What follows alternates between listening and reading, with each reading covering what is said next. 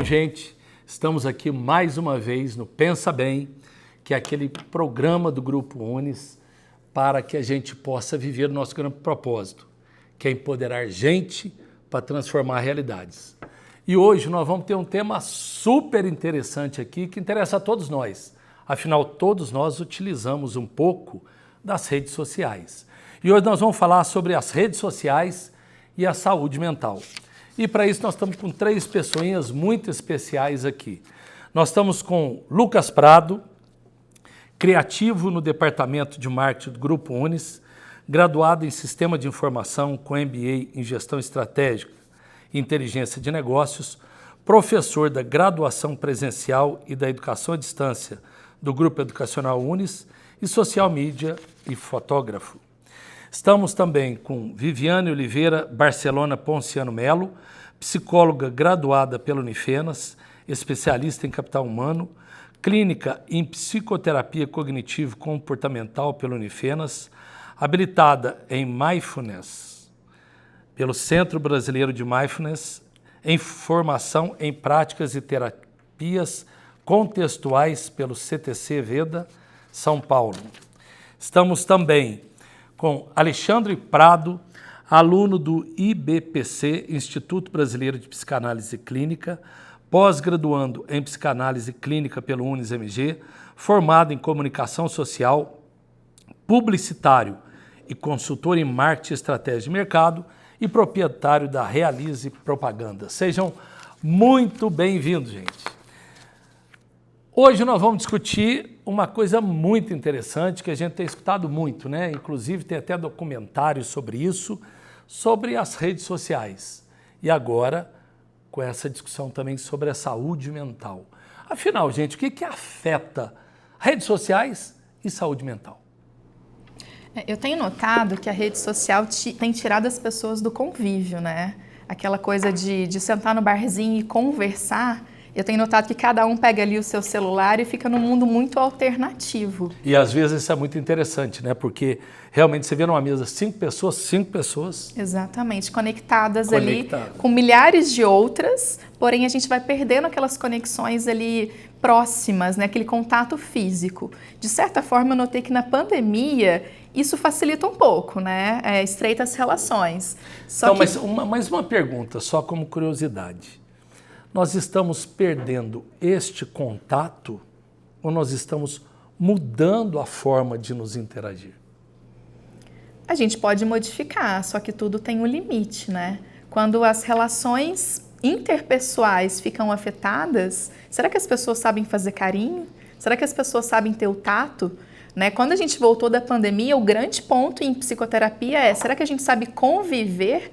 Muita gente tem tido dificuldade em voltar para esse novo normal, o que, de certa forma, a rede social facilita um pouco, né? Porque é uma convivência à distância. Uhum. É interessante você colocar essa questão, porque há um tempo atrás a gente dizia que a internet estava afetando o mundo real. Hoje, eu acho que já não é tão descabido você afirmar que o mundo real é que está afetando a internet. Porque boa parte das pessoas migraram a sua percepção de vida e de realidade para o mundo digital. E isso sim é que dá para a gente uma noção daquilo que a gente pode estar perdendo e que talvez já não soubesse usar direito, que são as relações interpessoais. Então quando ela diz, por exemplo, a Viviane falou, olha, talvez será que a gente sabe fazer um carinho? Aí eu pergunto, será que a gente já soube? Né? Será que a gente sabe conviver, mas será que a gente já soube? Muita gente está dizendo que as pessoas estão ficando estranhas, mas será que elas estão ficando estranhas ou agora elas estão se expondo através desses avatares da forma que elas realmente são? Será que elas estão ficando preconceituosas ou elas estão expressando o preconceito que elas sempre tiveram? Mas aí, Alexandre, uma pergunta assim, né? Nossa, falando de mim, nós que nascemos no mundo sem internet. Nós, né? Sem rede, estou falando... Me incluo. No mundo sem analógico. Internet, né? Sem nada disso. Nós tínhamos uma percepção de mundo e nós tínhamos algumas necessidades e pensamentos. Agora, essa geração que já nasce com esta ferramenta ou nesta realidade, será que ela tem as mesmas necessidades e a mesma forma de ver o mundo que eu tenho? Eu acredito que a cada geração ou pelo menos de tempos em tempos, e nem em tanto tempo assim, as necessidades mudam muito, a visão de mundo muda muito, né? Tanto é que os nossos avós, em alguns casos os nossos pais, viveram em uma sociedade aqui no sul de Minas, por exemplo, rural. E hoje a gente já tem cidades aí, né, com uma condição de urbanização interessante que dá outra perspectiva de vida. O cara que quer trabalhar na lavoura de café, hoje pode estar trabalhando com tecnologia dentro da cidade de Varginha, né? Então, mas quando você diz assim, te fiz essa pergunta, quando você diz assim, elas estão se revelando, etc., mas a minha pergunta, até a minha dúvida é justamente esta. As pessoas estão mudando. Por exemplo, vamos pegar a dimensão de espaço, né? E de mundo até, porque isso também muda muito, de tempo. Quando não se tinha tanta tecnologia, a pessoa ia de cavalo, ela tinha um mundo que rodava em torno dessa distância que ela tinha, as relações dela, a logística, etc. Depois veio charrete, né, carroça, hoje veio carro, até avião. E o tempo, aquilo que eu fazia naquele tempo, como eu interagia de modo social e onde eu estava, era conforme tinha esse desenvolvimento, como hoje. Então, por isso que eu pergunto, isso é uma dúvida mesmo, aquelas necessidades como foi colocada, será que são as mesmas do pessoal de hoje? Acho que nunca serão, né? O meio afeta a psique. O meio era uma trava de segurança para eu não ter tudo que eu queria no tempo que eu queria. A internet tirou essa trava de segurança para muita coisa e agora a sociedade ela entende que ela pode ter o que ela quer no tempo que ela quer e de preferência imediatamente. Talvez até antes do que foi um deseja. problema resolvido, mas a gente vai ter outros problemas, né? A internet vem para mudar muita coisa, trazer muito conhecimento, facilitar muita coisa, mas ao mesmo tempo, eu volto a falar na questão da intensidade, ela vai trazer outros problemas. A criança que já nasce na era da internet, aí, da rede social, ela aprende a conviver com aquilo, assim como a gente aprendeu a conviver com televisão, né? Então a criança vai se adequando e ela vai acompanhando esse desenvolvimento. Sim, mas voltando ainda, sendo até chato, você acabou de colocar uma coisa na televisão. Isso. Antes, quando a televisão não se tinha tanto, era também uma questão do convívio, e era importante sentar nas varandas de casa e conversar. Era também importante visitar o outro na casa do outro. Aí eu pergunto, hoje ainda é importante sentar na varanda ou visitar o outro? Ou nós criamos outras necessidades que também são importantes conforme o meio em que eu vivo? Então, a minha grande dúvida que às vezes eu tenho é isso. Será que quando a gente está falando isso, nós não estamos pegando como parâmetro aquele ser humano, digamos assim, que era antes, diante desse novo? Acho que uma boa ponderação aí para a gente responder isso, né, para quem está nos assistindo responder a afetividade através dos meios digitais é a mesma do que a afetividade presencial? O carinho que eu manifesto através de um chat ou de um vídeo é o mesmo que aquele que eu consigo manifestar presencialmente? Até as relações sexuais que hoje são discutidas aí de certa forma, como fizemos sexo virtual, né? É uma expressão que é muito utilizada no meio digital. Ela é a mesma experiência daquela praticada presencialmente? Então, a criação de novas necessidades ou de novos desejos não elimina as necessidades pré-existentes do homem, né? do ser humano. Então, eu acho que o que a gente tem hoje é mais elementos para trabalhar em um mundo mais complexo com um homem mais questionado, né? E mais questionador. E eu vou colocar aí uma palavra que a gente fala muito na psicologia, tudo depende. Para a pessoa que é tímida, a rede social é ótima. Para a paquera, por exemplo, ela consegue se expressar sem medo da expressão dela facial. Mas para as pessoas que são muito comunicativas, muito ativas, estar ali é um grande fechar no próprio mundo, né? Então, a rede social em si, a troca da afetividade, depende da pessoa que está atrás ali do computador, da rede. Então, tem uma coisa até nesse sentido das redes sociais, né, que elas são extremamente viciantes, né? Isso, acho que todos nós acabamos, de uma forma ou de outra, interagindo através de redes sociais. Como é que é visto esse, não sei se eu posso chamar de vício em rede social, né? Isso afeta em quê? No seu modo de ver, por exemplo, Lucas, eu sei que acredito que da geração aqui é aquele que está despontando? No meu modo de ver, a rede social ela traz realmente um vício para a pessoa de estar conectado o tempo inteiro, consumindo informação. Eu acho que a diferença do veneno para o remédio é a quantidade. Então, o uso da rede social é muito importante para esses fatores. Relacionamento, a pessoa muito tímida, conseguir conversar com alguém, ou se aproximar um familiar que está longe, você faz uma viagem, poder contribuir com seus familiares ali, momentos que está acontecendo nessa viagem, com os avós, com os tios e tudo mais. O uso sem limites da rede social gera, sim, um vício e cada vez mais a pessoa vai entrando naquele mundo.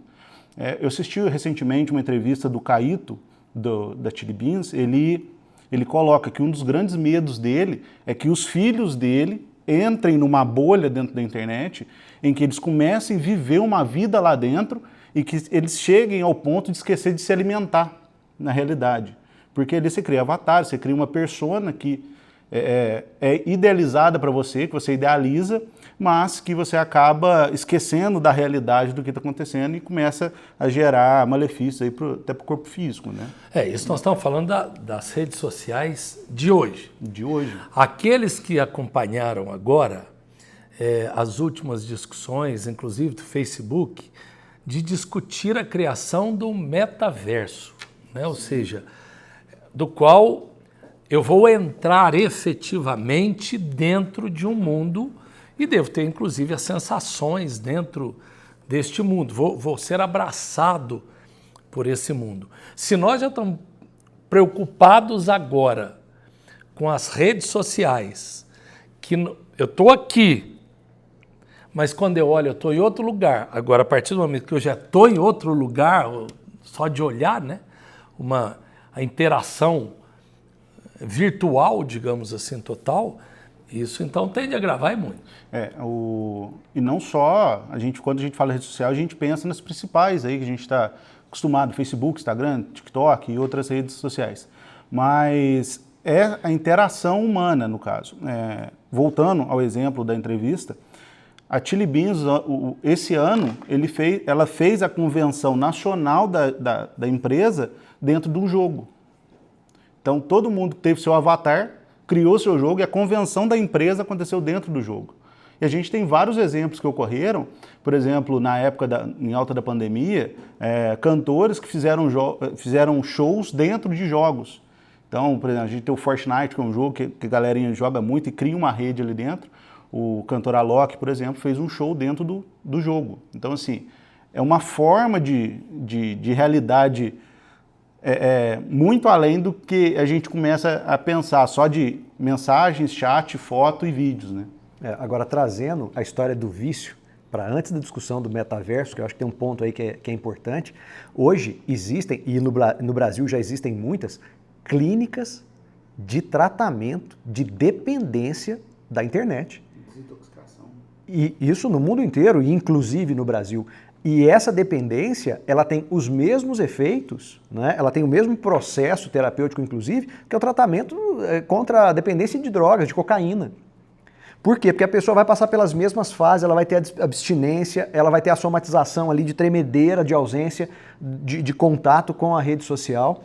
E eu acho que aí tem um ponto que é fundamental a gente discutir, Stefano, antes da história do que ainda vem por aí, que é um possível metaverso, onde a gente vai estar inserido em um mundo virtual, que é o seguinte: qual é o receio das crianças, por exemplo, ou destes adolescentes que já nascem em contato com o mundo digital? Maior medo dos pais, claro, segurança e exposição àquilo que é inadequado para crianças, por exemplo, pornografia.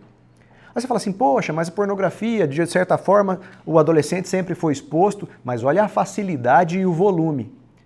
Antes, né, quando a criança era mais nova, ela ia na locadora, tinha todo aquele cuidado de entrar naquela área específica, podia ver alguma coisa, havia ali ainda algum tipo de restrição. Agora, se uma criança ou um adolescente tem acesso à pornografia na internet, você está afetando diretamente o estado psíquico daquele adulto que ele vai se tornar, porque a exposição ali por 5, 10, 15 anos vai fazer com que ele tenha uma percepção de sexualidade num mundo pornográfico que pode ser que na vida real nunca se concretize para ele. Você vai ter ali alguém que construiu uma psique totalmente distorcida na área sexual e que foi afetado por essa exposição antecipada não interessa de que gênero, mas antecipada à sua realidade psíquica, que deveria ser a de criança. Agora você multiplica isso por todas as experiências que um adulto tem, da infância até adulto, né, no metaverso. Acho que é isso que está em discussão. Isso eu acho que você abordou um tema muito interessante, principalmente quando nós vamos falar da questão das crianças, né?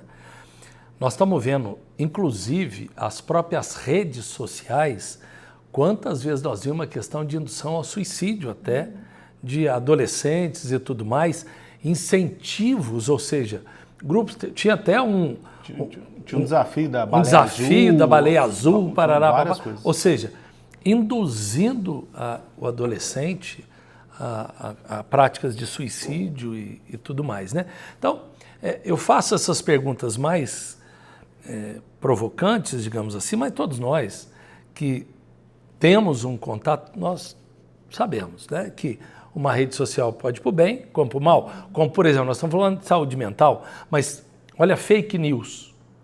A gente está falando de fake news numa internet e também em redes sociais, que muitas vezes a pessoa já não sabe mais distinguir o que é o certo e o que é o errado. É muita informação.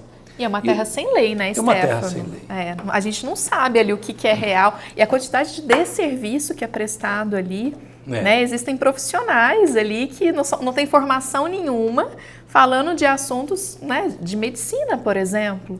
Realmente. Isso é muito demais. sério. Atendimentos e mais atendimentos, né? E mais, existem profissionais de comunicação manipulando de uma forma muito ordenada toda essa massa justamente para que ela se mantenha mais tempo ali. Então, quando a gente fala em saúde mental, quando a gente fala em criança, mas e nós adultos, né? E o adulto que o dia inteiro está exposto a uma realidade que está lá no Instagram, que está lá no Facebook, que está lá no YouTube, de uma realidade perfeita que só ele não tem. Qual que é o efeito disso no inconsciente dessa pessoa? Como é que é o efeito acumulado dele ver todo mundo que se dá bem, que está feliz, que está na praia, que está com uma roupa legal, que está num drink legal, que está não sei o quê, e ele nunca está, ele está lá trabalhando 8 horas por dia. Será que esse cara vai querer continuar trabalhando 8, 10 horas por dia?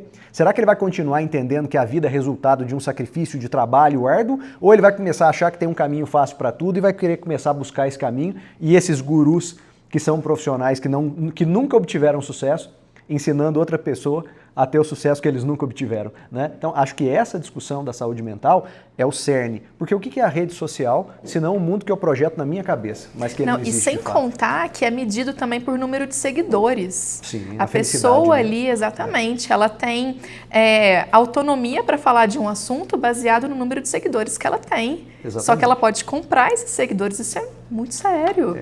E uma questão até o significado das palavras, né? Eu não vou lembrar agora, não sei se é o Bauman, não sei, mas se eu não me engano, numa das discussões ele fala como é que a gente muda até a questão da palavra. E ele ainda fala numa das suas discussões que amigos, ele estava com 90 anos, que ele não tinha 5, né, que ele na vida inteira. E hoje, amigos se arruma com um clique ou desliga com um clique, ou seja, o termo até, o significado das palavras tende até a acabar. O amigo, não, tem sei lá quantos amigos que com clique você fala é meu amigo e com clique você também descarta a pessoa como... Ou seja, aqui o significado das coisas. E é fundamental você colocar isso porque a gente, e a internet está potencializando isso, a gente está desprezando o nome que nós damos às coisas. E isso desorganiza a nossa forma de pensar. Vou te dar um exemplo. A gente está falando de autoridade. Eu tenho autoridade porque eu tenho seguidores. Há uma grande diferença entre você ser ou ter autoridade e você ter propriedade para falar de uma coisa. Olha, eu posso ser uma autoridade porque, por exemplo, eu fui eleito. Então eu sou uma autoridade. Mas eu posso ser uma autoridade sem propriedade para falar de um assunto. Né? Quantos... políticos nós já tivemos que são autoridades, que estão ocupando um cargo para o qual eles não têm propriedade para falar. E o mesmo serve para a internet. As pessoas elegeram pessoas com milhões de seguidores que não têm propriedade para opinar sobre o que opinam. São pessoas que estão lá passando treinamentos de atividade física, porque às vezes tem um corpo construído de uma maneira não tão honesta e saudável quanto um profissional de educação física faria. Nós temos pessoas que exibem seu corpo e de repente estão dando dicas de marketing digital como se tivessem alcançado aqueles seguidores com base em técnicas de marketing digital. E assim nós temos diversos exemplos de pessoas que têm autoridade eleita pela internet através das curtidas, mas que não têm propriedade para falar do que estão falando. Então, agora vamos nessa questão das curtidas, né, que você está colocando. O que isso pode vir a impactar, né, a quantidade de curtidas lá no Instagram, a minha vida real? Ou seja, fulano, se a pessoa não é curtida, ela sente rejeição? Ou ela... Como é que é esse negócio de curtida na cabeça das pessoas, principalmente na vida real? Como é que é isso? A curtida, ela é uma forma de mostrar para as outras pessoas a relevância daquele conteúdo. Antigamente, um tempo atrás, o próprio Instagram fez uma modificação em que ele retirou as curtidas de todos os comentários, de todas as publicações, numa forma de diminuir esse impacto das pessoas acharem que porque tem muita curtida, elas têm que curtir também, e é interessante. Mas essa curtida seria a aceitação? Seria essa curtida uma autoafirmação? Autoafirmação, é isso? Aprovação, talvez, né? Estou sendo aprovado. Quando Estou validado, Sou né? validado. Quando você veste uma roupa que você sai num local público e todo mundo fala assim, está bonito, está bonito, está bonito. Você fala assim, eu estou aprovado. Né? Só que isso leva um tempo. Entre o ato físico de trocar de roupa, sair de casa, circular, você está se colocando a uma experimentação. Na internet isso é automático. Coloquei, ninguém gostou, eu tiro. Né? Então a gente está procurando uma validação, uma aprovação. É essa a ideia. E aí, não só a curtida, mas como você falou de adicionar e ser amigo, basta um clique, é uma forma também de você falar, não gosto mais de você e vou remover. Então, isso é um sentimento que, quando você tem uma desavença com uma pessoa, por exemplo, o que é a tendência hoje em dia das pessoas fazerem? Vou ver se ela me removeu. Vou ver se ela deixou de me seguir, se ela me bloqueou, esse tipo de coisa. Ah, a fotinha no WhatsApp está aparecendo ainda, será que ela removeu para mim? É porque ela me bloqueou. Então, isso é uma coisa que mexe. E às vezes pode ser um problema da rede social, às vezes pode ser algo momentâneo, caiu o WhatsApp, por exemplo, e aí a pessoa tem aquele dia que ela fica mal porque o fulano, o Beltrano, a ciclana, removeu ela dos contatos da rede e fala, não é mais minha amiga, e aí? Não, e isso também inclui a questão do engajamento, né, Lucas? Sim. Quando é publicado alguma coisa e não tem um engajamento legal ou os algoritmos entrega para poucas pessoas, se um Easter tem poucas visualizações, aquele dia também fica terrível. Isso. E não é culpa de ninguém, né, de certa forma, é a rede social. Você tem a rede social que ela tem os algoritmos dela que gera aquela publicação e automaticamente, organicamente, né, ela entrega para mais pessoas. Quanto mais as pessoas interagem com determinada publicação, mais essa publicação organicamente, naturalmente, vai ser entregue para mais pessoas. As redes sociais são canibais nesse ponto, então elas querem sempre mais. Então se você coloca uma publicação e ela flopa de cara... Vamos lá, quem não sabe o que é flopa? Flopar... Traduz o que é flopar. Flopar, ela não teve aceitação do público, ela não foi para frente, ela não ganhou... você postou, achou que aquilo ia bombar, ia ser ótimo, e ela não teve isso, ela flopou. Ah, compreendi. E é interessante, porque quando você pensa assim, o que a rede social te dá? O que a rede social te dá? O que você dá para ela, nós sabemos. Nós damos estatísticas, números, gostos, preferências, informações. Tudo isso nutre todo um mercado, né, que se movimenta em torno das nossas preferências. E aí tentam nos manter ali mais tempo para ver o que a gente pode comprar deles. Mas o que a rede social dá para você, que é usuário? O que ela nos entrega? Prazer.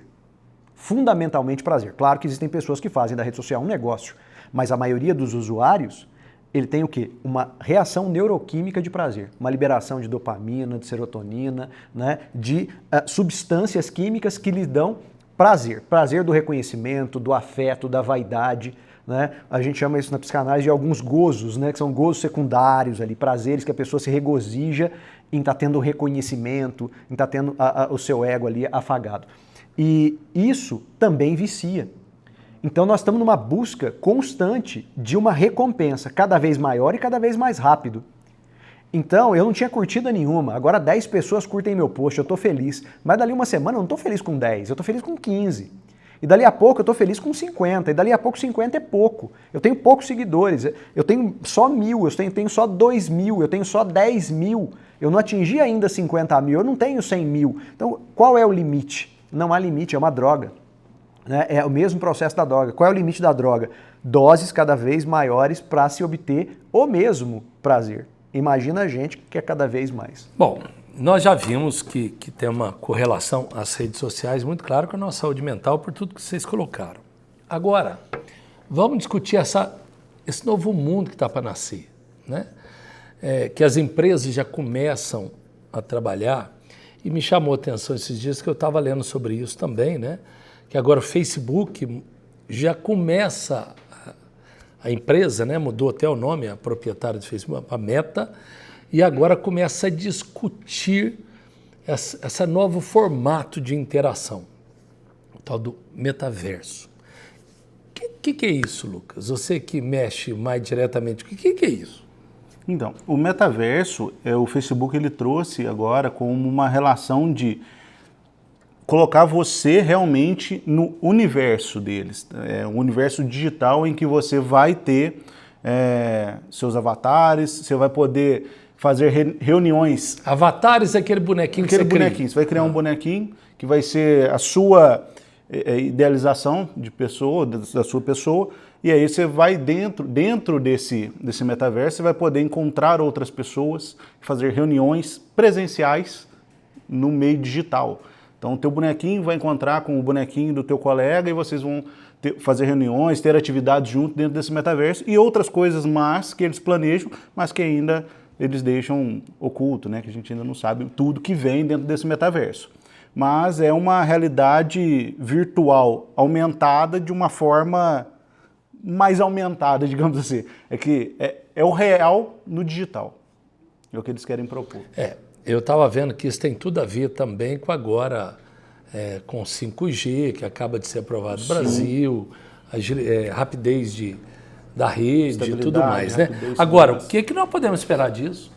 Eu acho que nós podemos esperar aí um questionamento muito forte sobre quem nós queremos ser nessa nova realidade. Porque enquanto a internet é uma ferramenta para o meu trabalho, é uma coisa. Mas quando eu sou a ferramenta, aí é outra.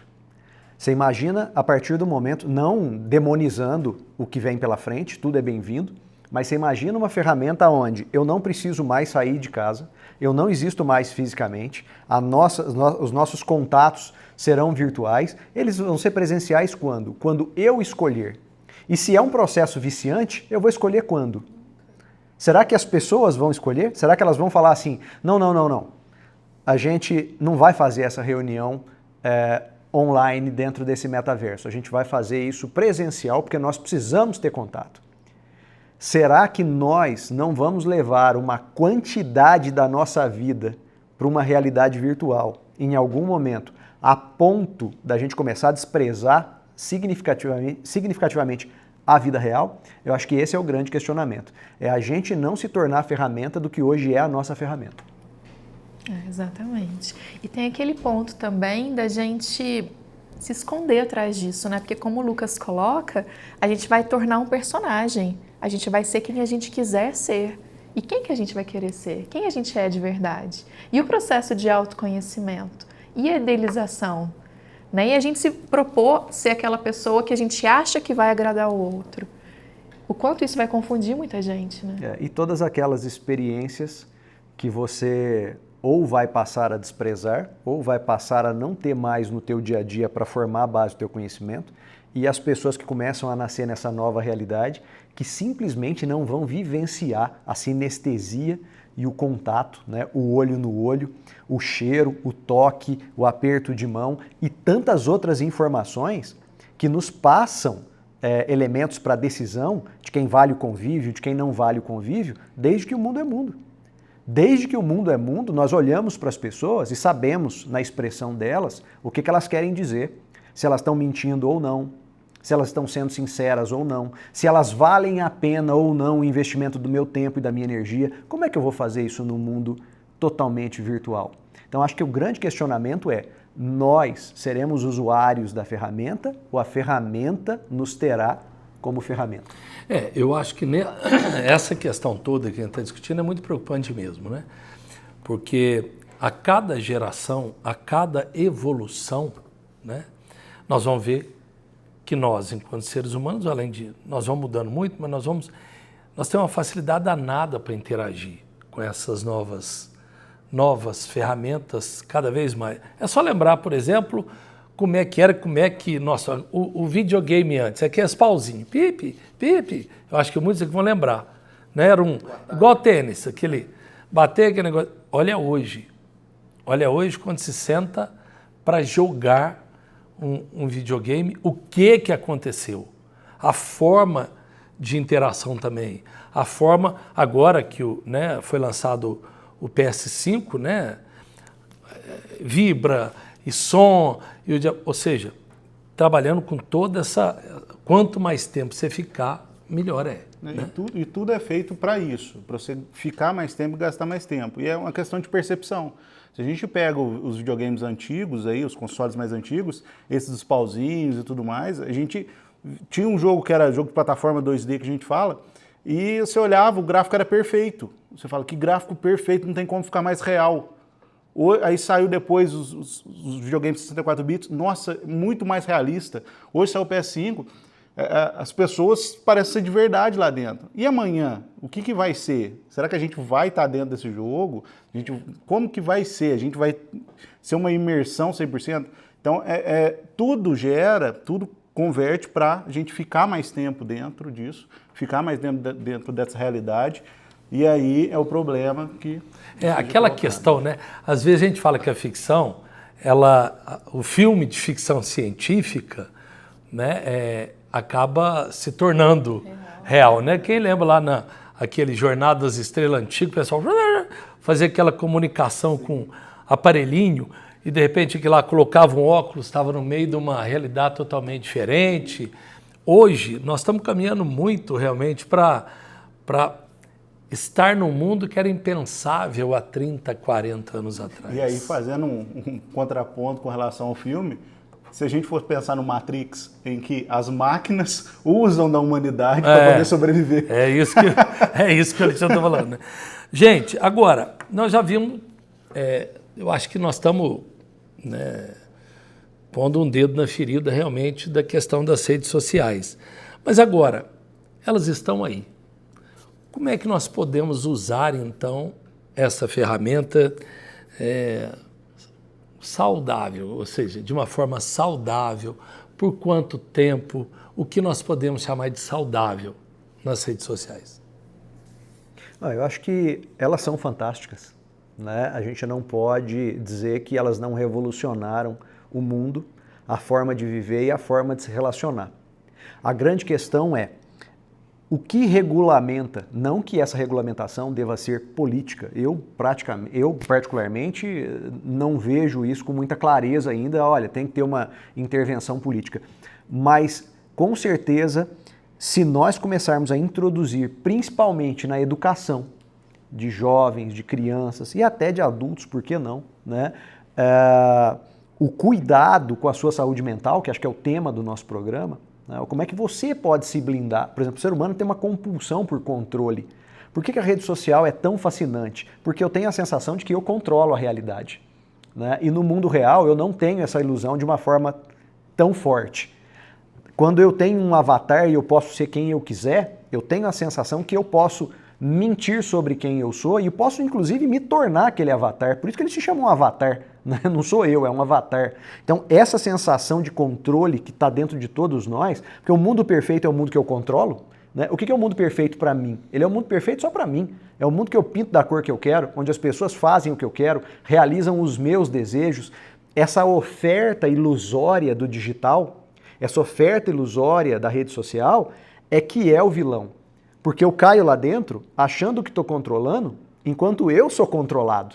Né? Agora, quando há consciência disso, que aquilo é uma ferramenta, que eu ali dentro tenho um valor enquanto um produto, aí eu posso usar a ferramenta ao meu favor, estabelecendo relações de trabalho mais rápidas, estabelecendo relações à distância, onde a logística me impede, mais baratas, instantâneas, eu ganho tempo, né? Então, eu tenho uma série de ganhos aí, de habilidades que eu não desenvolveria de outra maneira. A grande questão é, qual é a nossa condição mental, emocional para lidar com essas novas ferramentas? Acho que aí a gente podia ter um ganho. Gente, nós ficaríamos aqui horas discutindo isso, mas o tempo já é finito, como se diz. Então, eu pediria que, para a gente poder encerrar, cada um de vocês pudesse dar uma mensagem bem curta para quem está nos ouvindo sobre realmente esse tema. O que você acha que é importante ficar na cabeça das pessoas? Lucas. Eu acho que o importante é a diferença, volto a falar, a diferença entre o remédio e o veneno é a quantidade. Use a rede social, aproveite a rede social, use para fazer amigos à distância, contato, aproximar quem está longe, mas não deixe ela afastar quem está perto. Então, use com moderação, use e seja feliz. O meu ponto seriam 3. Observar qual que é a intenção da rede social, se é uma intenção de trabalho, entretenimento, e buscar colocar ali um tempo.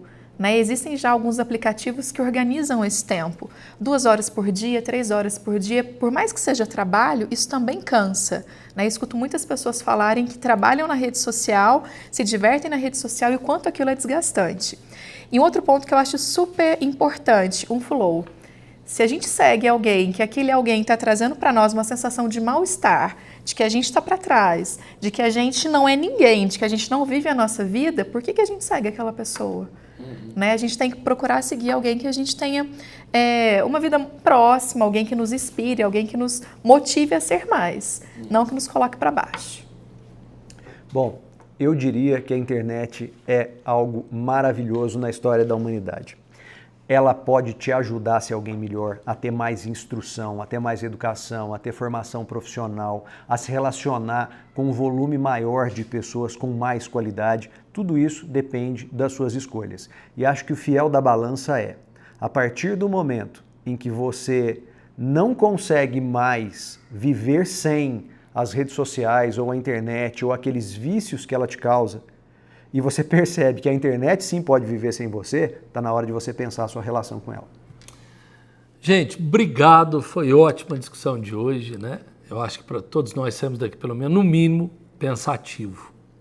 E a você que nos assiste, muito obrigado, foi bom demais estar com vocês. Semana que vem, estamos de volta. Valeu!